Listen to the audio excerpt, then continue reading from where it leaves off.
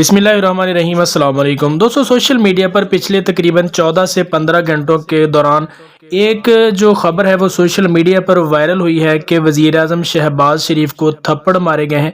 और जैसे ही ये वीडियो सोशल मीडिया पर वायरल हुई तो देखते ही देखते लाखों करोड़ों लोगों तक ये खबर पहुंची और सभी लोग ये जानने के लिए बेचैन बेताब थे कि आया कि ये खबर सच है या नहीं, और अगर थप्पड़ मारे भी हैं तो किसने मारे हैं। असल में बात ये हुई थी कि किसी ने ये खबर ब्रेक की थी मुबैना तौर पर कि जनरल बाजवा साहब आर्मी चीफ की तैनाती के हवाले से शहबाज शरीफ साहब के पास गए हैं और वहां पर उनकी गर्मागर्म हुई, जिसकी वजह से किसी ने वहां पर मौजूद उनको थप्पड़ मारे हैं।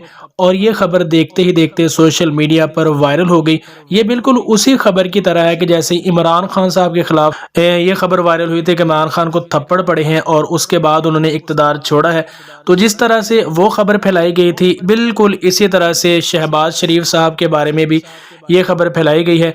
और इसमें कोई भी हतमी जो इतला है वो नहीं है और ना ही ऐसे कोई ऑडियो या वीडियो सोशल मीडिया पर आई है।